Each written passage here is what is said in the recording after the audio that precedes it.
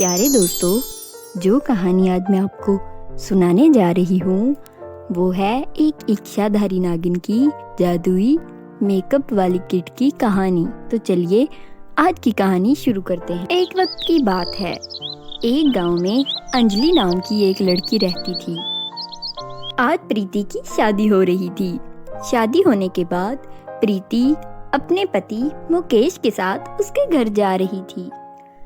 प्रीति एक अनाथ लड़की थी जिसे मोहिनी ने पाल पोस कर बड़ा किया था और मुकेश के परिवार में सिर्फ उसकी बूढ़ी माँ संगीता ही थी।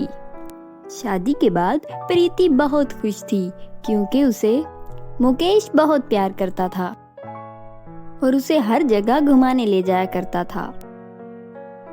चलो प्रीति, वहाँ पानी पूरी है, वो खाने चलते हैं। मुकेश प्रीति के मन की हर बात जान लेता था, इसलिए प्रीति बहुत खुश थी।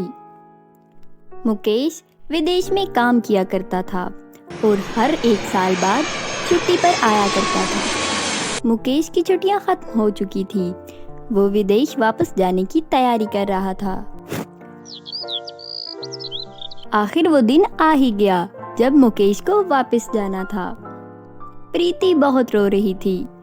तब मुकेश ने उससे कहा, तुम चिंता मत करो प्रीति, मैं हर साल की तरह एक साल की छुट्टी पर वापस आ जाया करूँगा और साल तो देखो यूं बीत जाएगा। प्रीति बेटी, किसी को विदा करते वक्त रोते नहीं हैं, चलो हंस दो। प्रीति ने फिर आंसू पूंछे और मुकेश को विदा किया और मुकेश विदेश के लिए निकल गया। एक महीने बाद प्रीति डॉक्टर के पास गई और डॉक्टर ने उसे कहा, मुबारक हो, तुम माँ बनने वाली हो। प्रीति की खुशी का तो ठिकाना ही नहीं रहा। हेलो, मुबारक हो, आप पिता बनने वाले हैं। क्या सच में मैं पिता बनने वाला हूँ? हाँ, सच में आप पिता बनने वाले हैं। प्रीति की बात सुनकर सब बहुत खुश थे। तब से प्रीति के साथ भी उसका बहुत ख्याल रखने लगी। 9 माह बाद प्रीति ने एक बेटी को जन्म दिया। माँ जी, अभी भी वो नहीं आएंगे क्या मेरी प्यारी सी बेटी का चेहरा देखने? तुम्हें क्या लगता है बाप बेटी का चेहरा देखने के लिए उदास नहीं होगा? लेकिन वो क्या करे, उसका काम ही ऐसा है, वो आ ही नहीं सकता। लेकिन अब तो बस 3 महीने ही बचे हैं, वो जल्दी आ जाएगा, तुम उदास मत हो। प्रीति अपनी बेटी के जन्म पर बहुत खुश थी, लेकिन मुकेश की नामौजूदगी के कारण दुखी भी थी। देखते ही देखते 3 महीने गुजर गए और वो दिन आ गया जिस दिन मुकेश को वापस लौटना था। माँ आप किधर हैं? देखो मैं आ गया। ये लीजिए आपकी बेटी। अरे कितनी प्यारी है, ये तो बिल्कुल तुम पर गई है। नाम क्या रखा है आप लोगों ने इसका? अभी इसका नाम हमने नहीं रखा, हमने सोचा तू आएगा तो इसका नाम खुद रखेगा। वैसे हम इसे प्यार से मुन्नी बुलाते हैं। ठीक है, आज से इसका नाम दिया है। ठीक है बेटा, बहुत अच्छा नाम है। मुकेश के आने से प्रीति बहुत खुश हो गई थी। अब वो अपनी बेटी को भी मुकेश के संग घुमाया करती थी।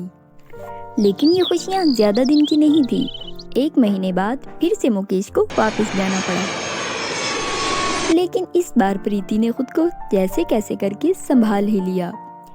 फिर से कुछ दिन बाद प्रीति की तबीयत खराब हो गई और वो डॉक्टर के पास गई। तो दोबारा से प्रीति को डॉक्टर ने खुशखबरी सुनाई। तभी प्रीति दोबारा मुकेश को कॉल करती है, लेकिन अब की बार कोई और कॉल उठाता है। नमस्ते जी, वो तो यहाँ पर नहीं है जिनका आप पूछ रहे हैं। क्या आपको पता है कि वो कहाँ मिल सकते हैं? उन्होंने ये कंपनी कब की छोड़ दी है और हमें कुछ नहीं मालूम कि अब वो कहाँ काम करते हैं। क्या उन्होंने कंपनी छोड़ दी है? प्रीति ने फोन बंद कर दिया, लेकिन मन ही मन में वो बहुत चिंता कर रही थी और वो अपनी सास के पास जाकर रोने लगी। अरे तुम इतनी परेशान मत हो, कोई बात नहीं है, उसने कोई और कंपनी पकड़ ली होगी। हो सकता है दूसरी कंपनी में उसको ज्यादा पैसे मिल रहे हों। तो क्यों अपने आंसू बहा रही है? मत रो, चुप हो जा। अपनी सास की बात सुनकर प्रीति चुप हो गई। अब वो हर दिन अपने पति मुकेश का इंतजार करने लगी। बहुत महीने गुजर गए, ना ही मुकेश का कॉल आया और ना ही उसका कुछ अता पता चला। अब मुकेश की माँ बहुत परेशान थी। ये अजीब बात है, ऐसे तो उसने कभी भी नहीं किया। उसका तो हर माह बाद कॉल आता था। प्रीति ने भी मुकेश से हर रोज राब्ता करने की कोशिश की, मगर उसकी कोई कॉल ना आई। प्रीति की दूसरी भी बेटी हुई। वो अपनी बेटी के लिए बहुत खुश थी, लेकिन मुकेश की कोई कॉल ना आई। देखते ही देखते 1 साल गुजर गया। ना ही मुकेश का फोन आया और ना ही मनी ऑर्डर। माँ जी, अब तो पैसे भी खत्म हो गए हैं, अब हम क्या करें? मैं भी वही सोच रही हूँ, ये तो बहुत मुश्किल हो गया है बच्चों को पालना। हाँ माँ, मैं सोच रही हूँ मैं ही कोई काम करती हूँ। नहीं, तेरी बिटिया बहुत छोटी है, वो तेरे बगैर नहीं रहेगी। मैं ही कोई काम करती हूँ। नहीं माँ जी, आप मेरे रहते हुए काम करेंगी, ये नहीं हो सकता। लेकिन बेटा तू काम क्या करेगी? प्रीति घर से बाहर काम ढूंढने निकल जाती है और काम ढूंढते ढूंढते वो थक जाती है और बहुत उदास हो जाती है। तभी वो एक पेड़ के नीचे बैठकर रोने लगती है और कहती है, एक तो मेरे पति का भी कुछ पता नहीं है, घर में राशन भी खत्म हो गया है और मुझे कोई काम भी नहीं मिल रहा है। मैं क्या करूं? घर कैसे चलेगा? क्या करूं? मुझे कुछ समझ नहीं आ रहा। प्रीति रो ही रही होती है। तभी उसके सामने एक इच्छाधारी नागिन आती है और बोलती है, प्रीति, तुम तो बहुत अच्छी इंसान हो, फिर तुम रो क्यों रही हो? कोई परेशानी है तो मुझे बताओ। लेकिन आप हैं कौन? मैं आपको नहीं जानती। मैं नागलोक से पृथ्वी घूमने आई हूँ, तभी यहाँ तुम मुझे मिली। लेकिन आपका नाम क्या है? मेरा नाम इच्छाधारी मीना नागिन है। तुम मुझे अपनी परेशानी बताओ। प्रीति इच्छाधारी नागिन को अपनी सारी आप बीती बताती है। तभी इच्छाधारी नागिन अपनी जादुई शक्ति से एक सोने की जादुई किट प्रकट करती है। ये लो, ये जादुई सोने की किट है, इससे तुम अपनी सारी परेशानी दूर कर सकती हो। उसके बाद प्रीति वो जादुई मेकअप की किट लेकर चली जाती है और फिर अगले दिन से मेकअप की किट बेचना शुरू कर देती है, जहाँ सारे मेहंदी लगाने वाले और मेकअप करने वाले बैठा करते थे।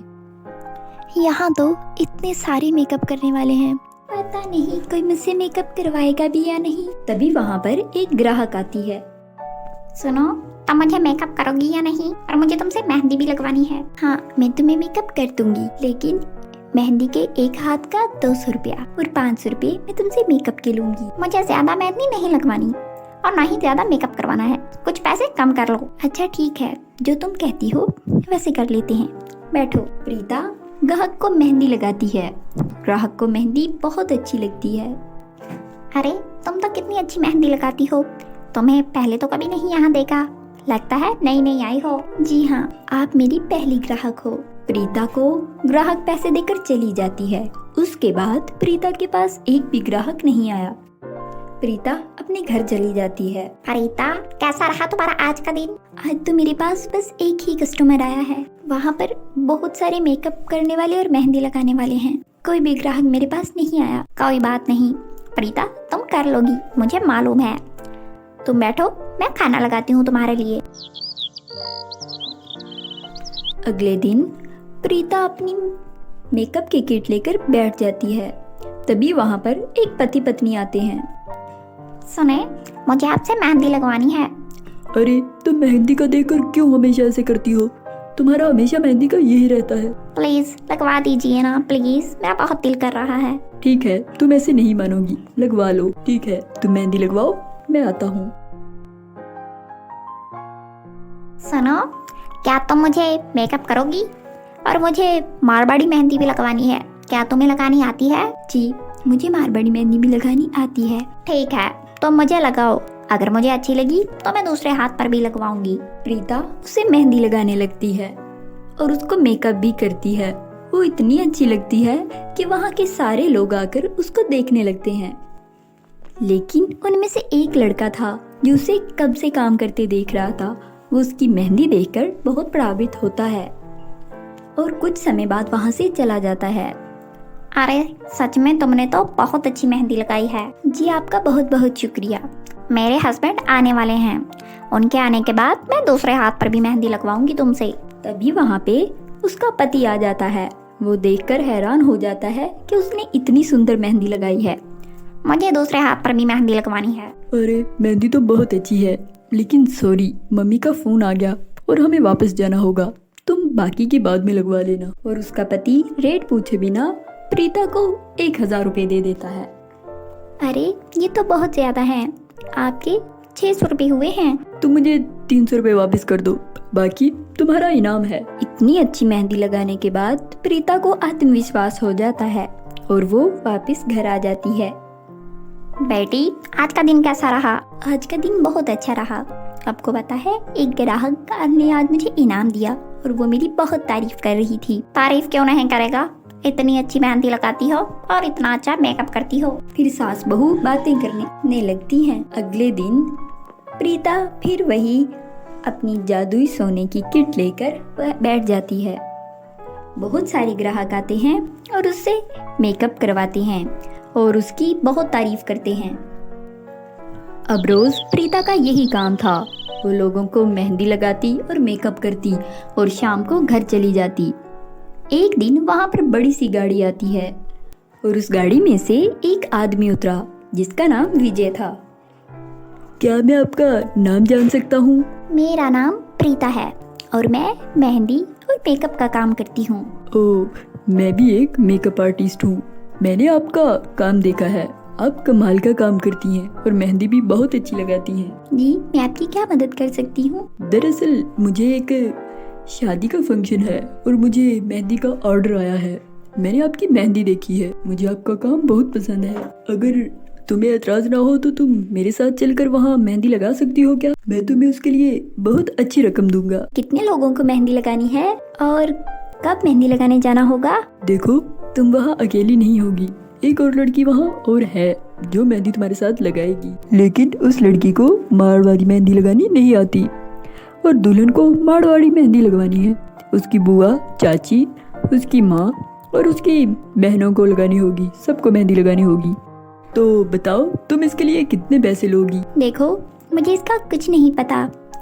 मैं तो बस यहाँ ही बैठकर मेहंदी लगाती हूँ और मेकअप करती हूँ और अपनी सास का और अपना खर्चा चलाती हूँ। इसके लिए जितने पैसे आपको ठीक लगे आप मुझे दे देना। ठीक है, मैं तुम्हें इसके लिए 10,000 एडवांस दे दूंगा और तुम्हें कल ही मेरा ड्राइवर यहाँ से आकर ले जाएगा और तुम्हें घर भी छोड़ देगा। अब ठीक है ना? अब तुम्हें कोई मसला तो नहीं? ठीक है सर, आप मुझे बता दीजिए मुझे कल कितने बजे आना होगा? मेरा ड्राइवर तुम्हें 12 बजे आकर ले जाएगा। इतना कहकर वहाँ से चला जाता है और प्रीता सामान बांधकर घर वापस आ जाती है। प्रीता घर आकर सारी बात अपनी सास को बताती है। अगले दिन अर्जुन का ड्राइवर प्रीता को लेने आ जाता है और रौनक उस गाड़ी में बैठकर चली जाती है। फिर वो उस जगह पहुंच जाती है जहां मेहंदी का सामान था। वहां बहुत सारी लड़कियां मेहंदी लगवाने के लिए तैयार बैठी थी।